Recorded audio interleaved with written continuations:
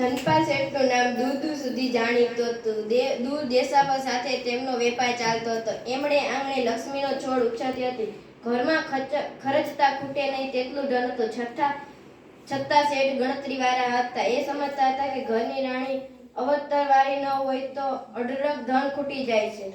શેઠને 4 દીકરા હતા. દીકરાઓને 4 વહુ હતી. દીકરા તો જીવ પરોવીને વેપાર ધંધામાં પડી ગયા હતા. એમની હોશિયારી અને સમજદારીથી શેઠ સંતોષ, પણ દીકરાઓની વહુ ચાલાક અને ઘર રખું છે કે નહીં તે જાણવા શેઠને ઈચ્છા થઈ. એમને પારખું કરવા માટે શેઠે યુક્તિ કાઢી.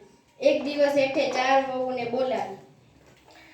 મારા બધા દીકરાઓ જીવ પોરવીને તેના વેપાર ધંધામાં પડી ગયા છે.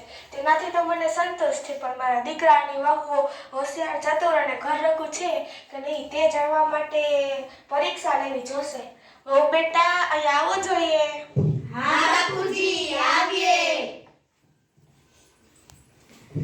હા બાપુજી, બોલો ને, શું કાઈ કામ હતું? બેટા, આજ તમને બધા જ હું ડાંગરના 5-5 દાણા આપું છું.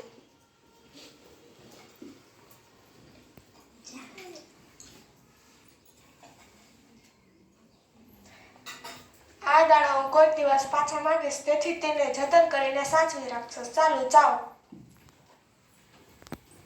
બોલ.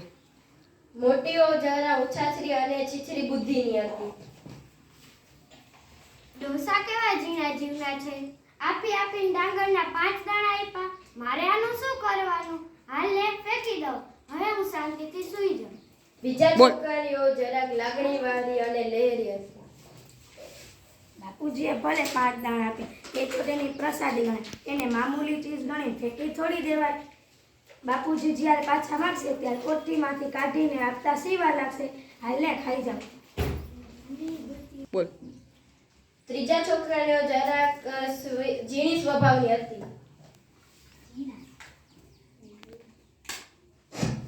સસરાજીએ આ 5 દાણા ડાબલીમાં મૂકી સાચવી રાખવા અને માંગે ત્યારે ડાબલી ખોલી કાઢી આપે, એમાં કઈ મોટી વાત નથી.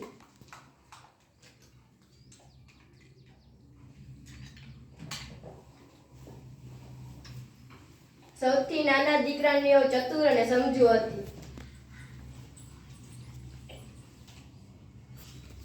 સસરાજીની વાતમાં કઈ ઊંડો મર્મ હોવો જોઈએ. આ દાણા સંઘરી રાખવા એ વાત તો સાચી, પણ સંઘરેલા દાણા વખત જતા બગડી જાય. એના કરતા ખેતરમાં વવરાવી દઉં તો કેમ? કમળમાંથી મણ થતા અનાજને કેટલી વાર. અને આ વાત સસરાજીને પણ જરૂર ગમી જશે. રામુ, ઓ રામુ, રામુ, ઓ રામુ, અહીં આવ તો. હા, આવું. બોલો, શું કામ હતું? અલે આ પોટલી મારા પિયર આપી આવો, અને આ ચીઠી એ સમજી જશે. આમ વિચાર કરી એણે આ દાણા નાની વહુએ તેના પિયરે મોકલાવ્યા.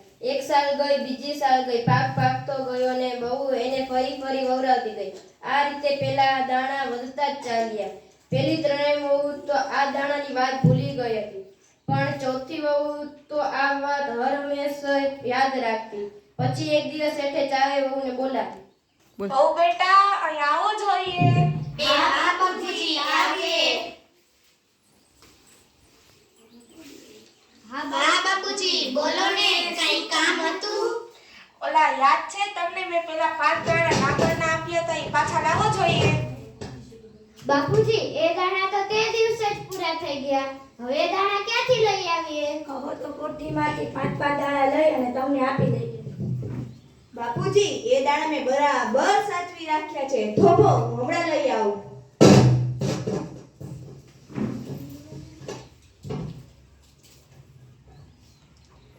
દીકરા, તું કેમ કઈ બોલતી નથી? જા લઈ આવ, દાણા લાવીશ ને.